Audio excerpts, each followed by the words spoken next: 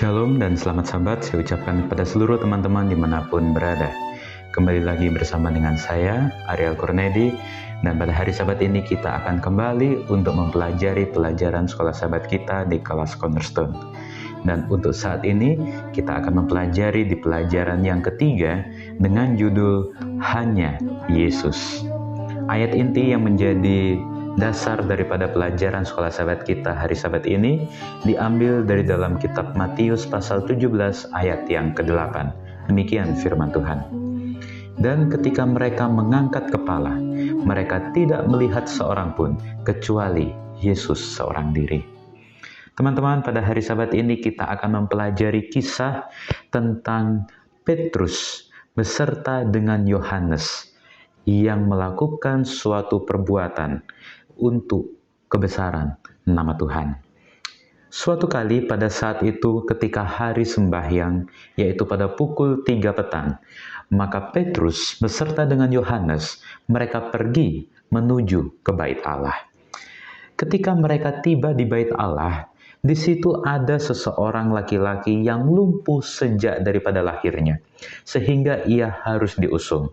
Dan orang yang lumpuh ini, tiap hari dia akan selalu berada di bait Allah itu, duduk di depan situ untuk meminta sedekah kepada setiap orang yang akan masuk ke dalam bait Allah.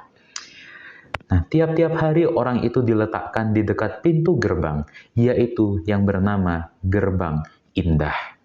Dan ketika Petrus beserta dengan Yohanes, mereka melalui gerbang itu, Gerbang Indah itu, melihat orang laki-laki yang lumpuh itu, maka Petrus dan Yohanes, mereka menatap orang itu, dan Petrus berkata, "Lihatlah kepada kami." Ketika Petrus berkata, "Lihatlah kepada kami," maka orang yang lumpuh ini melihat, menatap kepada Petrus dan juga Yohanes, berharap untuk mendapatkan sesuatu daripada mereka. Tetapi ketika itu Petrus berkata kepada orang itu, "Emas dan perak tidak ada padaku, tetapi apa yang kupunyai kuberikan kepadamu." Petrus akan memberikan sesuatu hal yang besar yang tidak akan dapat diberikan oleh orang lain kecuali dalam kuasa Tuhan. Yaitu apa? "Kuberikan kepadamu demi nama Yesus Kristus, orang Nazaret itu, berjalanlah." Lalu ia memegang tangan kanan orang itu dan membantu orang yang lumpuh ini untuk berdiri. Dan seketika itu juga, maka kuatlah kaki daripada orang lumpuh ini, dan dia akhirnya dapat untuk berdiri, dan dia dapat untuk berjalan ke sana kemari. Bahkan dia mengikuti mereka, mengikuti Yohanes dan Petrus untuk masuk ke dalam bait Allah, untuk melompat-lompat serta memuji Allah.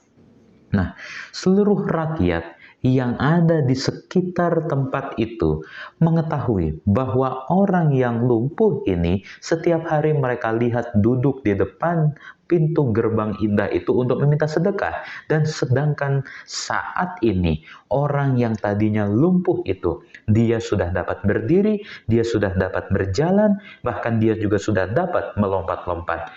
Dan orang-orang yang hadir, yang ada di sekitar bait Allah itu, mereka takjub dan tercengang dengan apa yang terjadi kepadanya.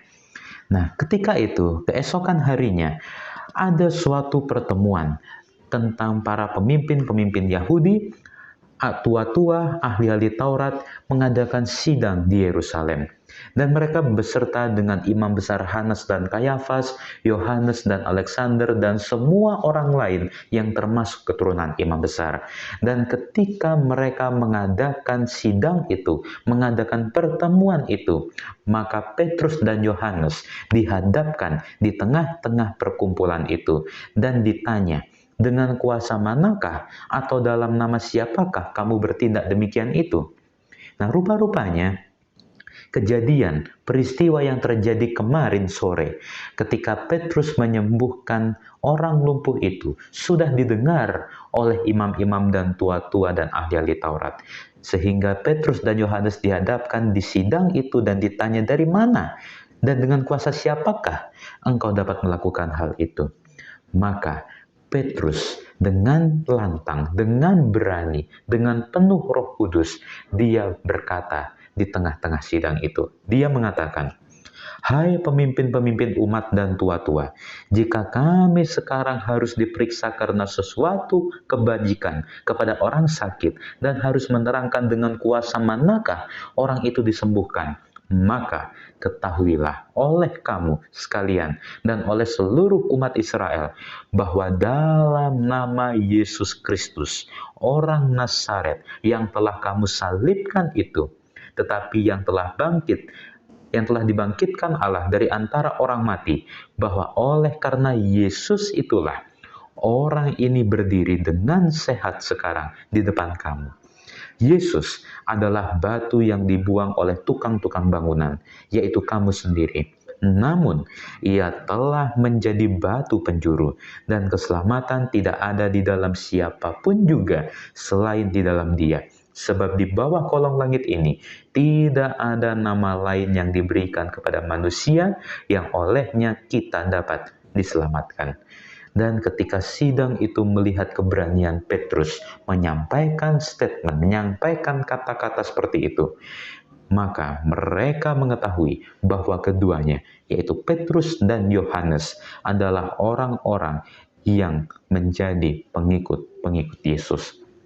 Nah, teman-teman, apa yang bisa kita pelajari dari pelajaran sekolah sahabat kita di hari Sabat ini? Judul pelajaran sekolah sahabat kita adalah hanya Yesus. Hanya Yesus, hanya di dalam Yesuslah terdapat kuasa.